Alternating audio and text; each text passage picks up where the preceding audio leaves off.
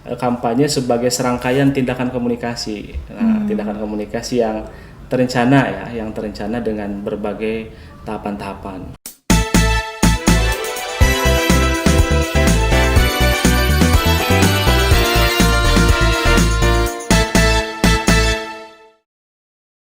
Halo pemilih cerdas, kembali lagi bersama saya, Unik, podcaster KPU Kota Banjar. Mengingatkan lagi yang belum komen untuk masukkan nama podcast kita kali ini, silahkan komen di bawah. Kali ini episode mengenai kampanye dan kampanye digital. Bersama saya sudah hadir Ketua Divisi Sosialisasi dan Partisipasi Masyarakat, Bapak Gary Garyadina. Assalamualaikum Bapak. Waalaikumsalam, sampurasun. Rampes. Nah, di episode kali ini berkaitan dengan Pilkada 2020 yang sudah memasuki tahapan kampanye pada tanggal 26 September 2020 kemarin. Kita akan banyak membahas tentang apa saja sih yang harus dipersiapkan atau dipertimbangkan dalam menyusun strategi kampanye yang efektif untuk Pilkada 2023 di Kota Banjar. Baik, mungkin pertanyaan pertama buat Pak Gary. Kemarin itu sudah ditetapkan PKPU terbaru tentang kampanye ya Pak? Ya.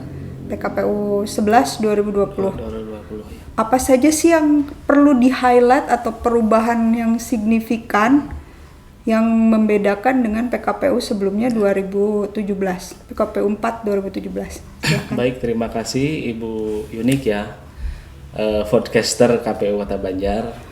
Sebelum kita membahas tentang perubahan PKPU dari PKPU 4, PKPU 5, PKPU 6, PKPU 10 sampai ke PKPU 11 2020 berkaitan dengan kampanye pemilihan umum, saya kira kita mesti memahami ya, kampanye itu apa sih gitu kan. Terus apa prinsip-prinsip yang mendasari. Yang pertama, kampanye itu harus dilaksanakan secara jujur. Lalu kampanye itu harus dilakukan secara terbuka, dan kampanye itu harus bersifat dialogis. Nah, ketiga tadi, jujur, terbuka, dan dialogis ini yang lebih penting itu kampanye harus dilaksanakan secara dialogis. Kenapa harus dialog? Karena itu tadi untuk mengukur sejauh mana visi dan misi kandidat disampaikan kepada publik atau kepada masyarakat, dalam hal ini pemilih, agar pemilih juga bisa mengetahui, oh ternyata visi dan misi kandidat ini seperti itu gitu kan. Lalu ada janji-janji apa yang disampaikan dalam proses kampanye itu, dan kemudian itu bisa dicerna juga oleh masyarakat. Bisa diuji bisa juga diuji. Ya. Karena kalau kampanye itu bersifat monolog, nanti kan masyarakat khawatir itu kan tidak bisa menguji si kandidat itu untuk menanyakan atau mempertajam visi misi yang disampaikan oleh para calon. Maka itu penting Bu Yunik dan para sahabat-sahabat, para rekan-rekan, agar kita memahami kampanye itu seperti itu tadi kan. Kampanye harus terbuka, harus jujur dan dialogis itu kan. Nah, lalu kemudian kampanye itu menurut Roger dan Sterey tahun 87 disebutkan bahwa kampanye sebagai serangkaian tindakan komunikasi. Nah, tindakan komunikasi yang terencana yang terencana dengan berbagai tahapan-tahapan. Kalau memang misal ini berbicara tentang kampanye pemilihan umum, lantas isi dan pesan yang disampaikan juga berkaitan dengan pemilihan umum dan demokrasi. Nah, itu sedikit definisi tentang kampanye. Beda nggak sih dengan propaganda? Propaganda sebetulnya bagian daripada propaganda itu bisa dikatakan positif dan bisa dikatakan negatif. Seperti kita misalnya calon dari kalangan ulama, tapi di lain kesempatan mereka aktif bersosialisasi ke jalanan gitu kan. Itu hal yang sangat menarik gitu kan untuk membangun opini publik. Padahal backgroundnya itu seorang ulama, tapi aktif ke komunitas-komunitas jalanan, misalnya anak-anak apa anak-anak yang suka nongkrong di jalan gitu kan ini bagian daripada membangun opini publik gitu kan. Jadi kalau kampanye tujuannya jelas untuk kemenangan Ya, pemilu ya, betul. untuk elektabilitas Ya, gitu utamanya kalau saat ini Pilkada 2020 di tahapan masa kampanye. Masa kampanye. Kalau propaganda itu bisa dilakukan dari sebelum Sebelum bisa dilakukan. pemilu itu Betul. selenggarakan.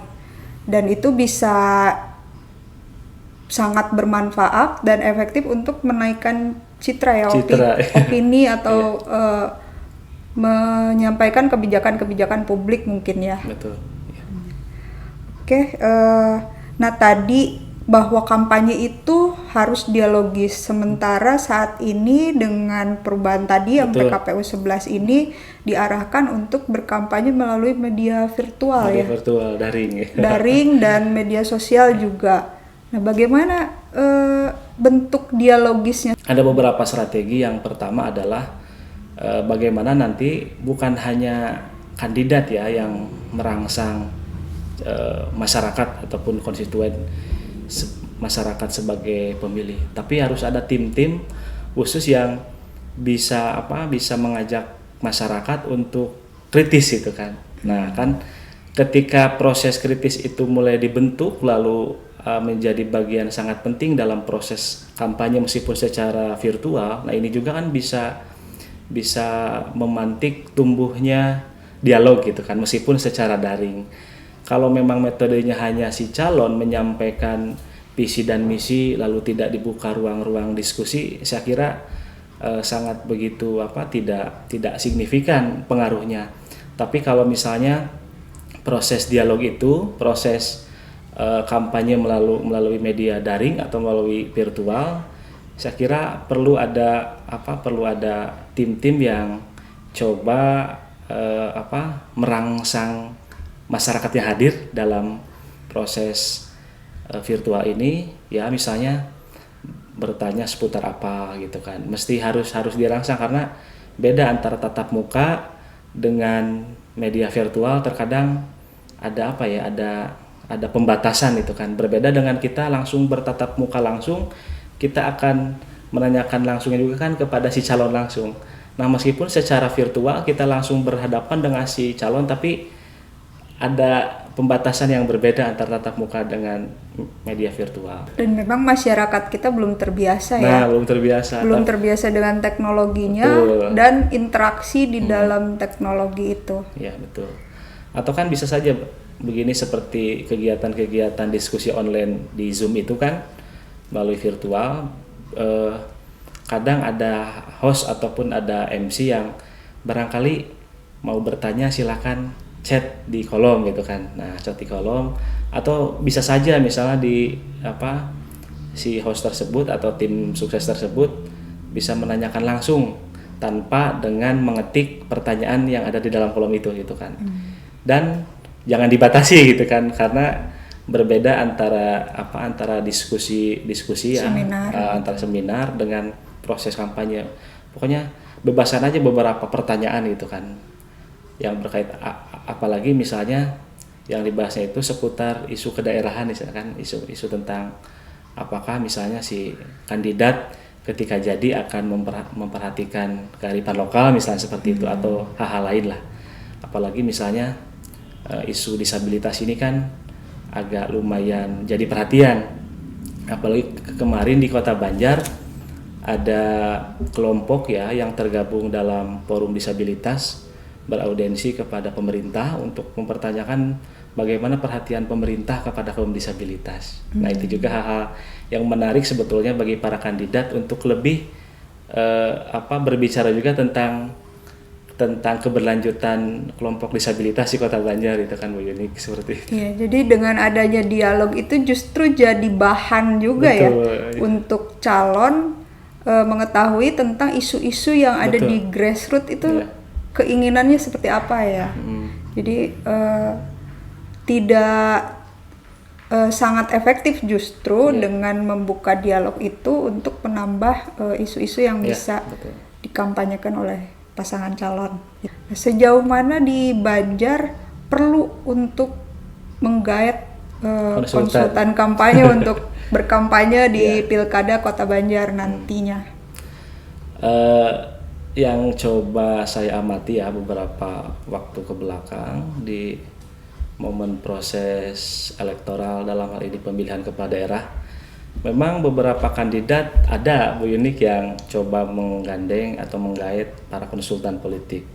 Tapi saya kira khusus untuk di daerah, meskipun ada yang beranggapan konsultan politik itu penting gitu kan. Nah, apa bedanya misalnya konsultan politik dengan tim sukses itu kan? Mesin partai sendiri ya. Mesin partai sendiri. Yang jelas kan kalau mesin partai atau tim sukses itu jelas bekerja gitu kan. Tinggal bagaimana pemahaman-pemahaman ataupun sumber daya manusia tim sukses itu bisa bisa dipahami oleh masyarakat itu kan. Contoh misalnya kalau konsultan itu kan berbicara tentang teori ya, teori meskipun teori aplikatif lah, meskipun tetap yang mengimplementasikan itu tim yang bergerak ke bawah gitu kan. Relawan. Meskipun secara teori penting ya kita menggunakan konsultan politik, tapi kunci pemenangan itu sebetulnya ada di soliditas tim gitu kan. Soliditas tim yang saya katakan tadi, tim kampanye itu ataupun tim sukses kampanye, ketika mereka bisa bergerak dengan memberikan informasi-informasi yang positif kepada publik atau mengpublish atau mengiklankan kandidat itu, saya kira itu hal yang sangat efektif itu kan, apalagi dengan menyampaikan program-program yang bisa dimengerti atau dipahami oleh masyarakat gitu kan. Itu saya kira kunci keberhasilan proses pemilihan gitu kan, meskipun terkadang itu tidak sesuai dengan ekspektasi gitu kan. Ada yang sukses dengan menggait para konsultan politik, ada juga tanpa konsultan politik pun ketika tim itu solid, bekerja dengan cepat, bekerja dengan tepat, bertindak dengan tepat, ya akhirnya si calon tersebut bisa meraih kemenangan di era kontestasi. Ya meskipun itu tadi gitu kan, kadang konsultan ya bisa dikatakan perlu Bu Yunik ya.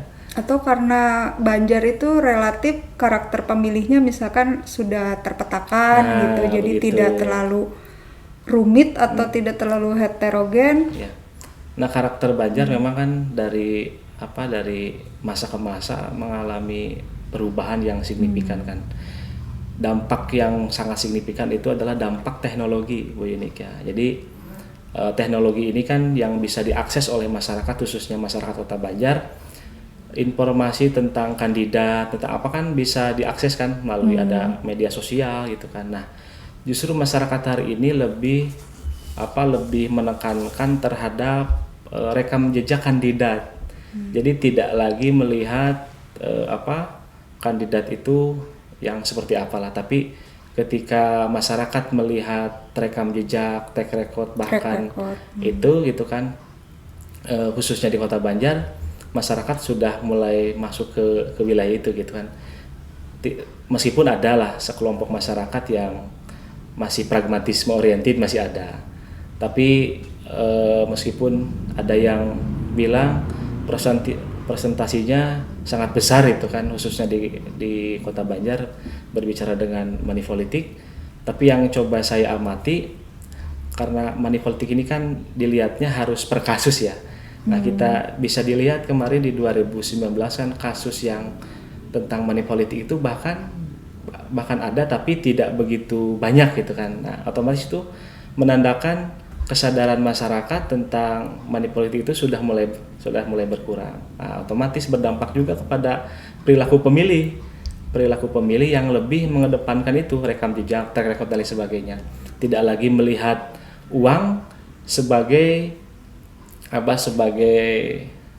titik tolak untuk memutuskan memilih gitu kan.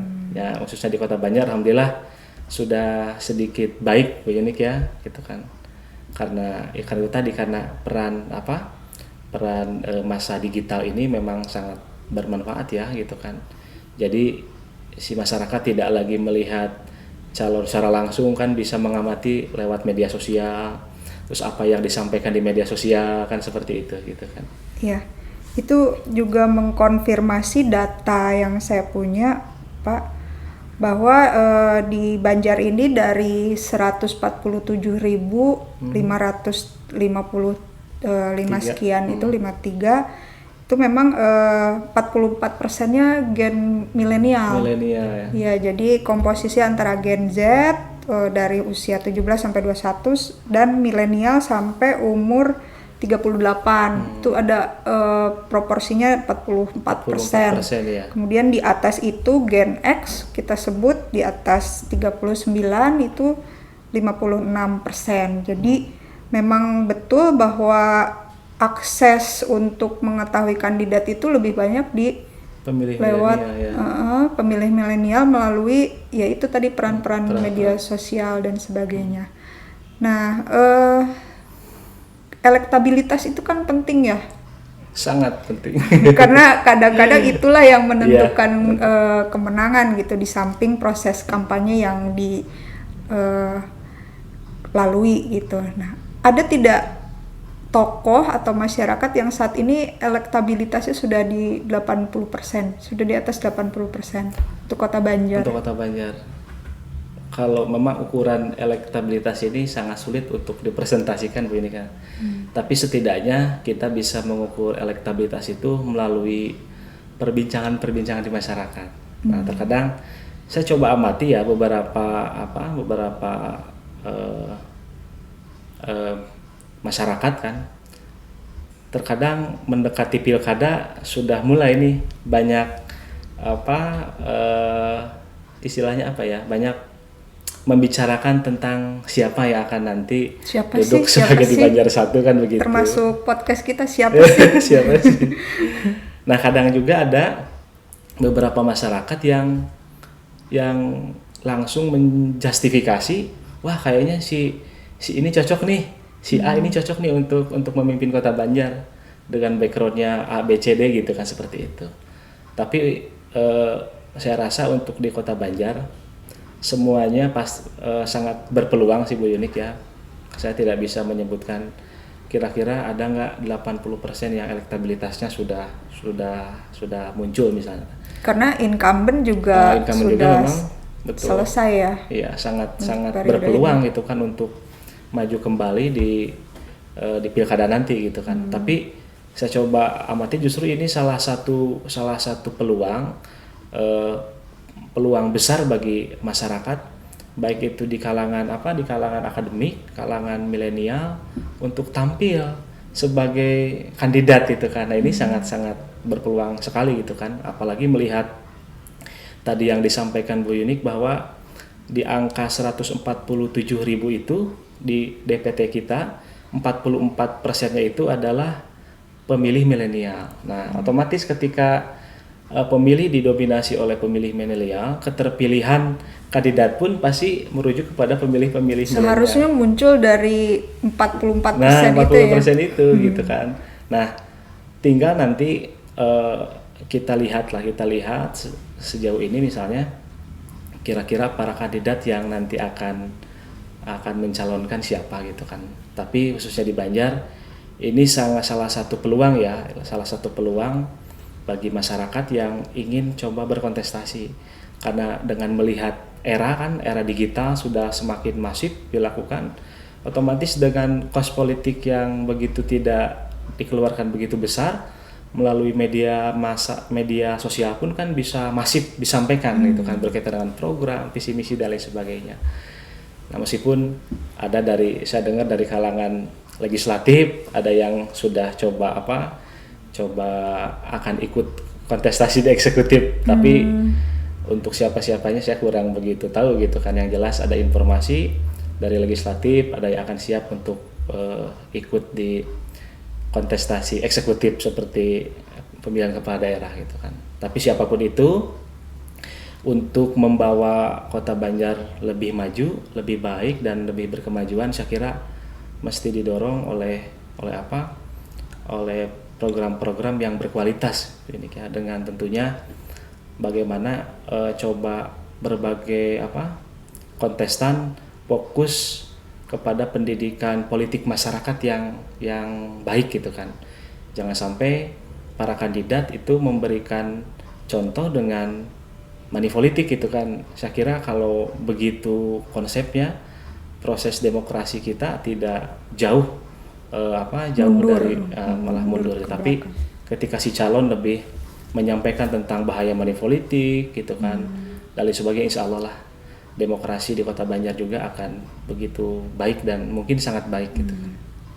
Nah itu tadi untuk membuka peluang milenial nih Pak Geri, apakah partai politik di Kota Banjar ini dalam menentukan siapa yang menjadi kandidat nantinya mempertimbangkan survei dari elektabilitas seseorang atau tokoh menurut Pak Geri?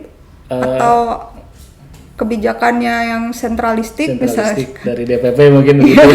Atau gimana? Ya.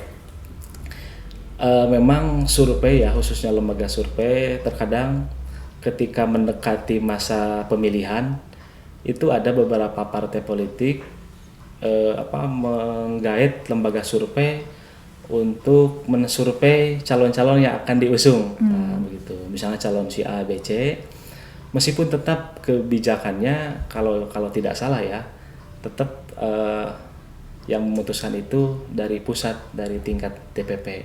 Tapi tetap pertimbangan dari daerah. Ketika itu tadi kan disurvei. Dan tetap ada proses survei. Ada proses surveinya.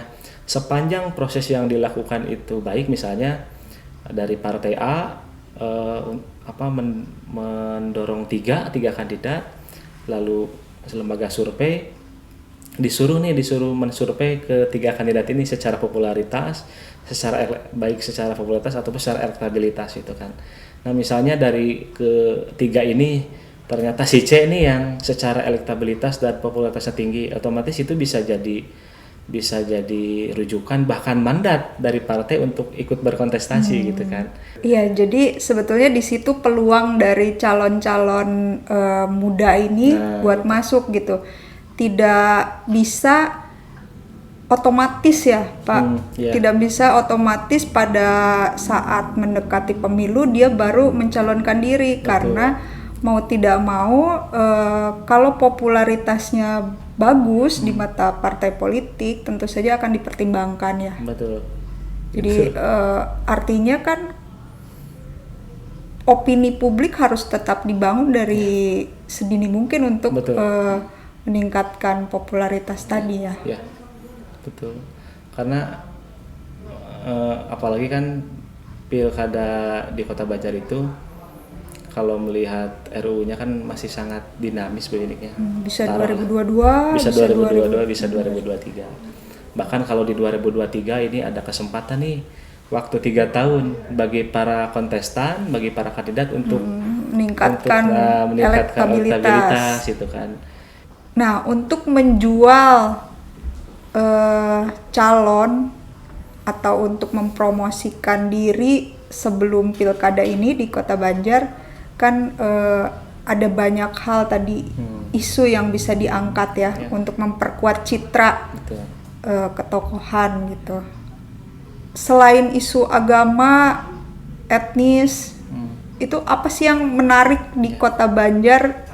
Sangat menarik sebetulnya Bu Yuni ketika isu kemiskinan atau isu kesejahteraan masyarakat ini coba diangkat ke ranah publik. Bahkan harus menjadi fokus kebijakan ketika para kandidat nanti memimpin Kota Banjar harus bisa minimal meminimalisir kemiskinan itu kan. Nah kan untuk gambaran kemiskinan itu kan bisa dilihat dari data pemerintah.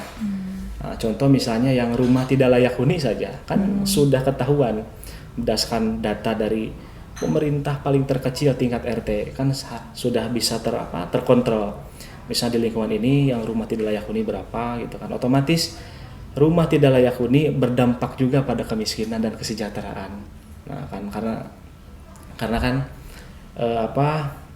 kenapa ini penting, isu kemiskinan, isu kesejahteraan masyarakat penting karena pemimpin itu ya harus bertanggung jawab pada keberlangsungan hidup masyarakatnya. Apalagi undang-undang kan Undang-Undang Dasar 45 itu sudah menjamin kan, sudah menjamin tentang apa, tentang kesejahteraan itu, tentang kemiskinan dan lain sebagainya. Nah, untuk di tataran lokalnya mesti diperkuat juga dengan regulasi-regulasi yang lebih apa, berdampak baik terhadap kualitas hidup masyarakat. Nah, maka sebetulnya isu kemiskinan juga ya bisa dikatakan sangat penting Bu Yenti, selain isu-isu tadi, isu-isu tentang personality calon itu atau isu-isu tentang apa, isu-isu yang berkaitan dengan kemiskinan ataupun kesejahteraan ya harus menjadi fokus dalam menuntaskan kemiskinan di Kota Banjar dengan kebijakan-kebijakan yang baik gitu. Nah, kalau yang terbaru saat ini nih yang masih digodok untuk jadi perwa, itu kan isu tentang kota ramah pemuda. Apa yang bisa diangkat gitu tentang kota ramah pemuda ini? Kota ramah pemuda. Apa yang kurang atau yang harus dilakukan? Seperti yang kemarin kan Dewan telah merancang ya, DPRD telah merancang Perda tentang kepemudaan. Nah, mungkin ini bagian daripada pengakuan pemerintah terhadap eksistensi para pemuda. Nah, eksistensi para pemuda ini kan bisa dilihat dari organisasi. Nah, dari organisasi yang ada di Kota Banjar. Contoh kan organisasi pemuda, organisasi kepemudaan tentunya. Nah, memang ini harus didorong, ini harus dikawal disambut, harus disambut positif, dikawal dengan baik supaya dalam sejarahnya kan historikalnya pemuda ini adalah tonggak bangsa. Nah, maka perbaikan mekanisme atau sistem itu kan mesti ada dorongan dari teman-teman pemuda dan mahasiswa. Maka ketika ada kebijakan yang lebih fokus terhadap keberlangsungan kepemudaan ya ini seharus direspon dengan baik dan dikawal dengan baik gitu kan. Nah, nanti kita tinggal melihat isi. Nah, isi peraturan daerah tersebut isinya apa aja? Apakah hanya untuk menjadikan ada program yang jelas untuk para pemuda di Kota Banjar atau hanya aturan yang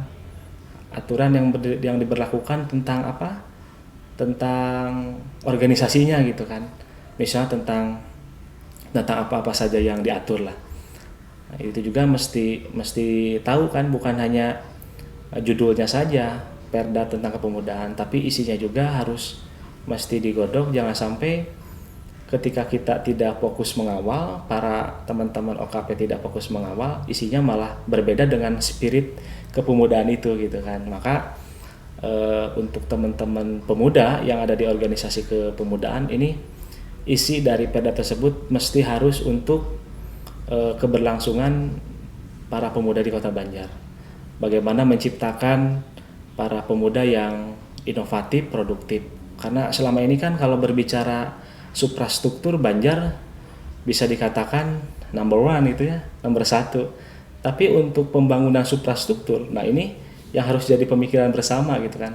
Suprastruktur itu kan sumber daya manusia melalui pemuda itu tadi gitu kan. Nah iya, itu kan menarik sebetulnya ya, isu yang justru sangat targeting gitu, karena kan 44% nih milenial dan isunya adalah pembahasan Raperda ramah pemuda gitu, kota ramah pemuda. Kenapa itu tidak ada yang mengangkat sampai saat ini? Kan sebetulnya kalau misalkan itu mau dimainkan isunya sejak dari sekarang, itu kan berpotensi untuk meraih simpati 44% dari milenial kalau misalkan punya program yang jelas tentang kota ramah pemuda itu. Menurut Pak Giri gimana? Sepertinya isu pemuda ini nanti akan diangkat oleh para calon yang akan bertarung di 2023 Bu ini. Nah, sepertinya meskipun ke belakang-belakang jarang yang mengangkat isu tentang, walaupun pembahasannya saat ini ya gitu kan. Paling nanti saya yakin dan ketika nanti di proses pemilihan kepala daerah di 2023 nanti ada para kandidat yang mulai memproyeksikan pemuda sebagai fokus itu kan sebagai fokus keberlangsungan kehidupan pemuda khususnya di Kota Banjar itu kan, apalagi berkaitan dengan keberlangsungan organisasi kepemudaan. Karena seperti di wilayah di Kota Bandung saja itu organisasi kepemudaan sangat disupport oleh pemerintah gitu kan, baik support moral ataupun support material. Nah, itu berdampak juga pada kualitas kehidupan berorganisasi di Kota Banjar gitu kan. Begitu. Karena ada peran pemerintah masuk di wilayah sana gitu. Meskipun tidak masuk ke wilayah privatnya OKP tersebut, karena OKP itu kan ada anggaran dasar dan anggaran rumah tangganya yang tidak bisa diintervensi oleh siapapun, hanya oleh organisasi itu gitu kan.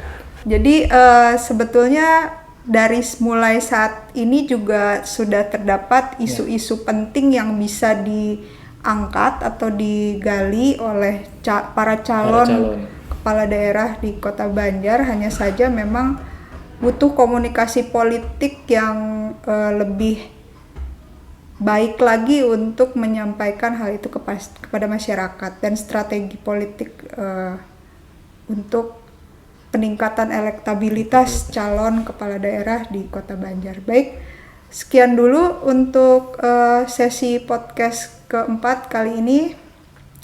Kita akan bertemu lagi di podcast selanjutnya. Salam.